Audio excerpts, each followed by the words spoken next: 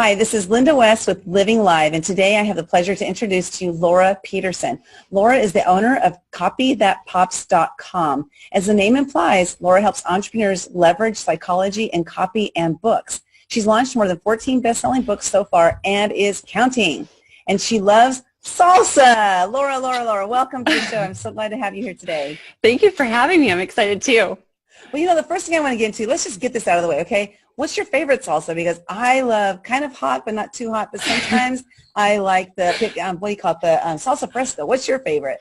Well, I guess I should be clear. There's two different types of salsa. So I do love salsa, like the eating kind, and I like it super hot. I love hot, spicy foods. I love like Thai food, Indian food. It's really spicy.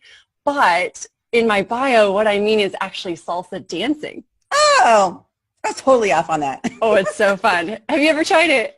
I haven't, and that's not the one where you tango. That's not, I was thinking tango, right? With the roast. No. Yeah. Well, how long have you been salsa dancing? I have been doing it since 2001. Oh, wow. So what is that, 17 years now? Yeah. I've been a little out of it lately because I've been so like just all business, go, go, go. So I haven't had a chance to, I haven't prioritized making a time for that, but I love it. And I just keep thinking I got to get back into it. So. Yeah. And I love what you just said, because you said, I haven't had a chance, and you immediately corrected yourself. I haven't prioritized. Because that's the truth, right? Yeah. Right? It's so true. It's so true. I love that. I love that. Well, since you've been focusing more on your business, have you seen it skyrocket? You know, just like for us entrepreneurs out there, what do we need to do to make our business skyrocket? Well, sometimes we need to focus on it, right? Oh, my goodness. Focus that is just hitting the nail on the hammer. No, hitting the hammer on the, I don't know, hitting the nail on the head, whatever the expression is. It's still early for me. I'm like, okay. But, you know, last year I had the opportunity to do some incredible business partnerships, and I'm so thankful for that. I got to do a lot of amazing things, but I was really pulled in two directions. So I was trying to keep on taking on clients for launching best-selling books, but then at the same time I was busy doing those things. And over the holidays, I had a talk with my business partners over there, and I was like, you know what? I just want to go all in on my Copy That Pops brand and helping entrepreneurs become best-selling authors and use their books to leverage it for more. So I'm just going to focus on that alone in 2018. So I'm super excited to be coming onto the stage at MSB later this week and just nerd out all about the book side of things, because that is my passion. I just absolutely love that. And to answer your question, what can we do to grow our business? I truly believe that having a book is the best tool that you can have for so many different ways. It's like fertilizer onto your business. It grows everything. I love it. I love it. So it grows your credibility. It grows your exposure. I mean, Amazon's the 8th most used platform in the world. And if you don't have something on there, you're missing out. And it grows your opportunities to speak more and get interviewed on more podcasts and your internal confidence and just everything. So I'm a big fan of leveraging a book for growing your business. That's fantastic. I didn't know about Amazon being the number 8. That's incredible. I had no idea. Well, so how did you create copythatpops.com? And because I know that you have the .com on there because that's part of your brand, right? So first of all, why that? Because I don't usually see companies that have their name .com as part of their name. Yeah. So, you know, Copy That Pops started as just a podcast, because a few years ago, I got super into digital marketing and specifically into podcasting. So I actually helped launch podcasts and do the production side of podcasts and content marketing side of podcasts for years before I started my own show. And I'm now coming up on the 2-year anniversary of my own show. And so the brand itself and the website, it all started as a podcast. And I really wanted to have a .com. So I didn't want it to be the name of the show podcast.com. So I actually just brainstormed for weeks on what I could call my show so that I could still get the URL. I wanted something that still had the URL available. And so I played around with different ideas, and ultimately the copy pulls in the writing aspect of things, because I knew I wanted to talk about how can we use writing better as entrepreneurs to grow our businesses, whether that's in search engines to be found with keywords, or whether that's writing for humans so that it's compelling psychologically. And then the second thing is the psychology. So I have a background in psychology, and that's where the pops comes in. So copy is writing, and pops is, if it pops, it means it stands out, it captures your attention, and that plays into the psychology side of things. So that's kind of how I came up with the name, and I just made sure it had the URL of .com, and Started with a podcast, and now it's grown into a lot more. That's awesome. Well, I do have a question about, because, the psychology, like, first of all, you brought up something that I hadn't even thought about, is that there's of course, the human aspect of reading the headlines that make us want to, like, go look at it. But then there's also the SEO side, the computer side. And I never really thought of it as separate. I always thought of it together, like, how do I make my headline make sense? But I never thought about it like, as a computer. So how much of an importance does that play in our copy, especially, I know, as my understanding is the headline really is very important for us to want to click and look the rest, look further. Yeah, absolutely. Anything that people are going to see first, its number one goal is to make them interested in read the next part. So if that's a title of a blog, or if that's the podcast episode title, whatever it is, or maybe it's just the first line of your Facebook post, whatever it is, that first bit of wording that people are going to see is the most important, and its number one goal is to get them to go, oh, I want to keep reading, or I want to click and listen to your podcast, or I want to click and watch this video. So it definitely is very important. And if you're just going for engaging the human element, then that's awesome. Go for that. And I think that if you had to pick one or the other, I would go with that, especially now with algorithms changing constantly and you don't have ultimate control. Make sure that it's compelling for the humans to actually care and want to listen and share it so that it has a chance to spread further. But if you can also think about, okay, what are people actually typing in to find my topic? For example, I did some copy work years ago for a company that does installations of electrical vehicle charging stations. So like you buy a Tesla and you want to charge it at your house, you need to install something because your house doesn't just come with something that can actually charge a Tesla. So they were installing those. They wanted to redo an entire brand and a website. And so I did some keyword research because I don't have an electrical vehicle. So I was like, are people searching electrical vehicle, electric vehicle, electrical car, electric car? That little difference can make a huge difference in the amount of volume of people are searching. So you want to do a little bit of research to make sure you're actually using the words that your audience would be using to find your stuff. Can you share with us, like, how do we do that keyword research? Sure. Yeah, so the free and fastest way is you can type into Google Keyword Planner Tool. Okay. And you can use that for free. You do have to have an AdWords account, but it doesn't mean you have to spend any money. You just have to sign up for a free AdWords account. Okay. And then inside of there, they have the Keyword Planner tool. So you can use that, and you can type in a phrase or a word, and you can see the volume of traffic per month that are being searched in the U.S., around the world. You can also see the level of competition, at least in terms of what people are paying for ads in Google. So you can kind of see a relative competitiveness inside of there. Another tool I really like is called SEM Rush. Okay. So if you type in semrush.com, I think that's the URL that'll take you there. That one, I think it does have some free stuff that you can play around with, and then maybe a free trial if you want to do as well. I find that interface is a lot more user-friendly, so it's a little bit more elegant to look at and find information into there. But yeah, those are just two. But if you searched keyword research, you could probably find a host of other tools as well to see what works best for you. What I think is probably cool about that, I'm assuming, because I've never used it, but I'm assuming that can also spark ideas of different, just like different blogs, different everything, right? So then all of a sudden you're in this vortex of Google AdWords, like of search words. Okay, that reminded me of something that I'll share. I think if you type in, and we'll have to double check it, make sure it's right, but if you type in copythatpops.com/generator, it should redirect you to a URL. The URL that it redirects is a little bit odd, that's why I wouldn't say it, but it's by something called Portent. But it redirects you to this very basic page, and you type in a topic that you want to write about. This isn't keyword research. This is instead an idea for really cool blog articles or podcast episodes. Cool. So you type in, let's say, writing a book, and then you hit generator, and it'll generate really cute and funny ideas for titles. So it might say, why writing a book is harder than Jennifer Lopez this season, or something like that. Just like silly little things. But what I like to do is sometimes I go in there and say, okay, I want to write a topic on this keyword, let's say, but I'm not sure what I should write about. I can sometimes go in there and it'll just make me think, oh, that's such a fun, creative way, like 7 ways to make your book the best. Yeah, I don't know. There's lots of really cute things. So I love directing people over there if they ever get stuck on writing a captivating title.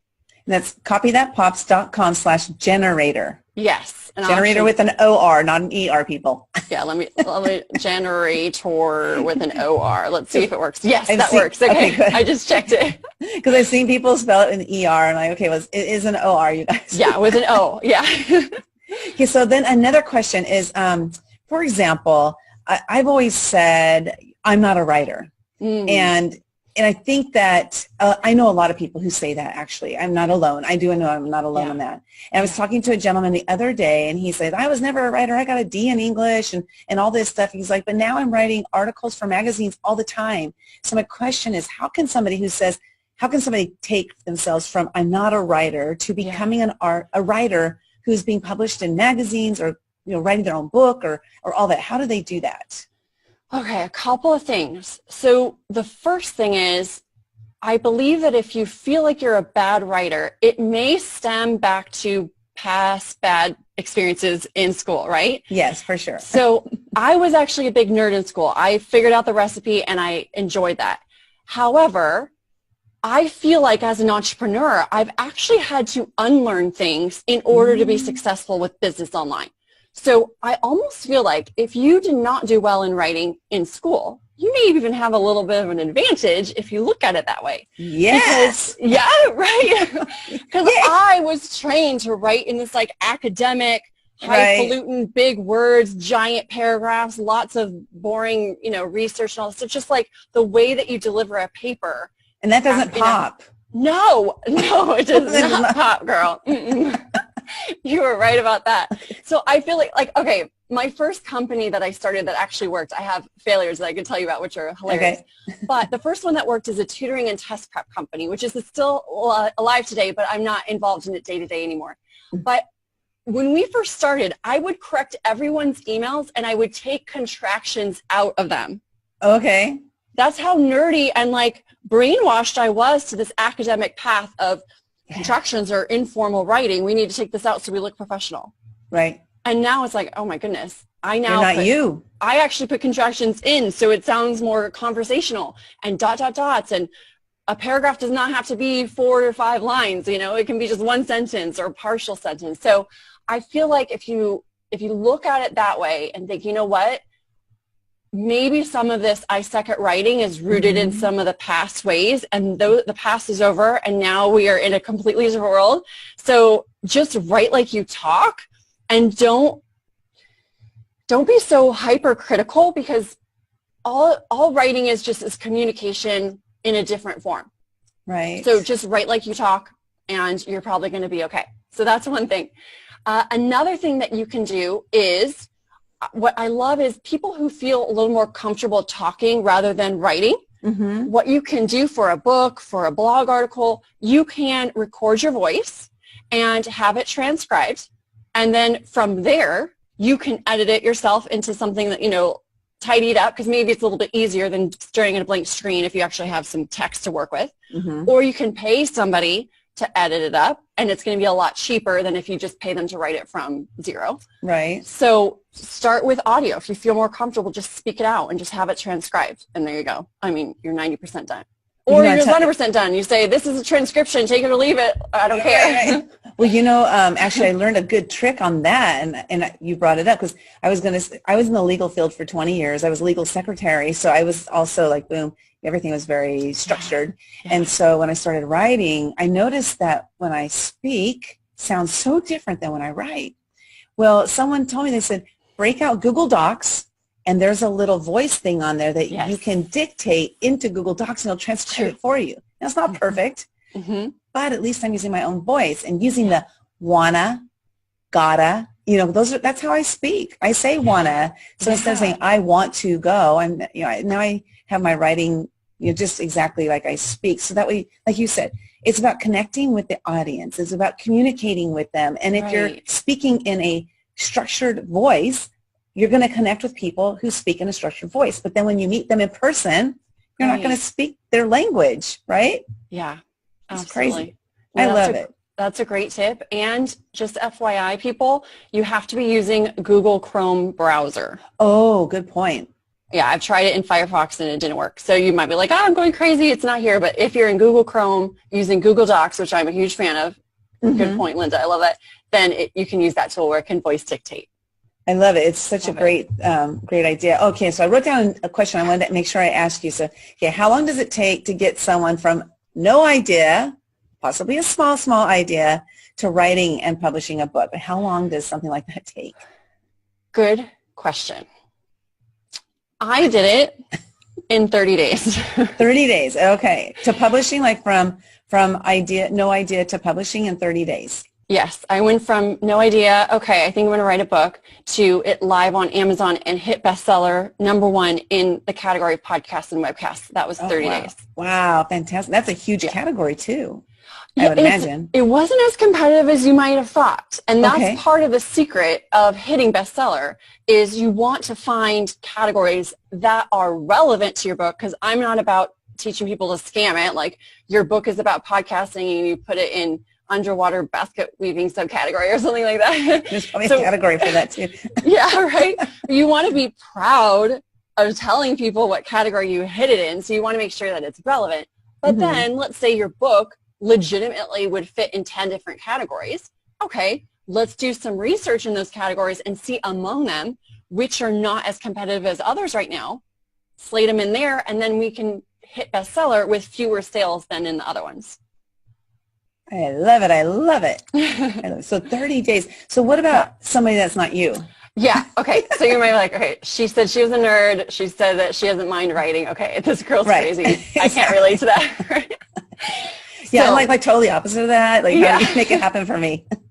Well, I have a digital course and community that helps you along the way. And people who have gone through that have done it in as few as 8 weeks. So inside my course, I have an actual calendar with day by day, here's what you should do for writing, here's what you should do for marketing, here's what you need to do for self-publishing, here's what you need to do for your launch, and it's all mapped out day by day for an 8-week plan. Now, what I like about that too is if you want to be crazy like me, you could just do 2 weeks at a time and condense it to 4 weeks, right? So you could do that. Or if you're like, okay, still 8 weeks is a little bit crazy, then take 2 weeks to do each 1 week's of plan, and now it's in 16 weeks. So you can adjust it and customize it to what you want to do and fit into your schedule. Okay, so it doesn't drip out weekly. It's there. The whole course is there. Yeah. So so those overachievers can get it done in 30 days. Yeah, I'm an overachiever. I can't handle waiting. I'm like, just give me it. I'm going to do it in a weekend because I'm crazy. Exactly. Well, you want to share with us how they can find that? Yeah, absolutely. If you want to find more information on that course, you can go to copythatpops.com/bestseller. Okay. All one word, no dashes. And that will give you too much information. I'm an over communicator when it comes to writing. I feel more comfortable in writing than in speaking, although having a podcast has definitely helped me out. So there's a lot of writing on there.